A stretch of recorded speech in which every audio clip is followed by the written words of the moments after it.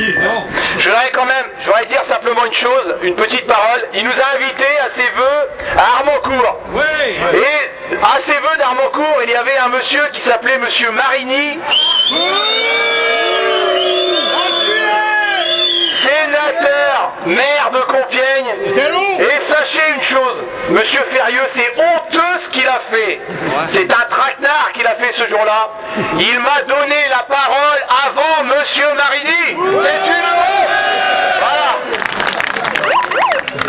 Chers amis, s'il n'y avait pas eu une issue aussi heureuse au procès d'aujourd'hui, je n'aurais pas parlé de ce qui s'est passé à la réunion dont vient de parler Xavier, mais il s'est passé quelque chose d'encore plus important, je crois, hier au Conseil général de l'Oise, où dans une séance où on parlait de beaucoup de choses, notamment les finances du département, M.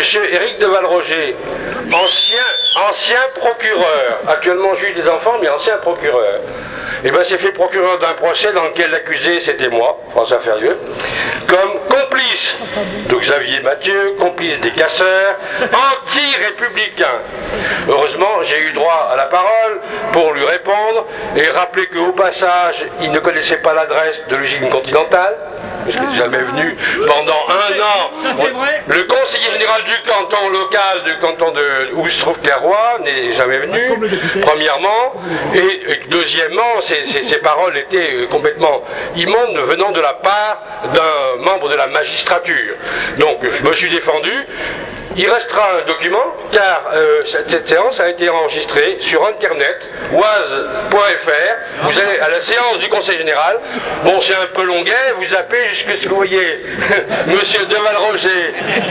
Un Valroger suffit, deux Valroger, bonjour les dégâts. Bon. Et la réponse modeste de François Ferrieux. Maintenant, sur le fond de Continental, c'est vrai, Xavier a bien fait de le rappeler, j'étais là dès le premier jour, et j'avais eu la parole juste après Maître Yoda. Et j'ai pu en témoigner d'ailleurs dans le témoignage écrit que j'ai fait pour le tribunal de Compiègne. Je sentais d'entrée de jeu qu'il y avait un bouillonnement. Ça aurait pu péter dès le premier jour. Hein. On a vu valdinguer les œufs, les fanions, même CFTC, ultra révolutionnaire. Et ça aurait pu, une allumette aurait pu craquer. C'est pas ça qu'on a eu. On a eu une force, une dynamique, une union qui a mené au résultat que l'on a. Si ceci pouvait servir de leçon à l'ensemble des travailleurs de ce pays, et même d'Europe, et même de la planète, croyez-moi, maintenant que tu es connu jusqu'en Amérique du Sud, etc., grâce à votre site, moi je vous dis, il n'y a pas plus fort que l'unité. Face à cela, il recule. Face à cela, il recule. Et c'était le témoignage important que je voulais donner.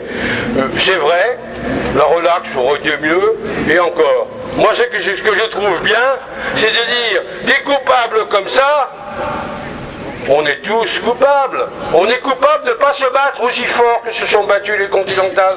On est coupable de laisser la droite gouverner indéfiniment et continuer à casser. Et bien moi, je le dis tous ensemble, quelle que soit votre étiquette politique, on s'en fout. Vous l'avez montré à Continental, quelles que soient vos étiquettes syndicales, il y a ceux qui se sont battus et ceux qui se sont un peu moins battus. Tous ensemble, vous avez gagné, et tous ensemble, et pour longtemps, ensemble, nous allons gagner. Ouais.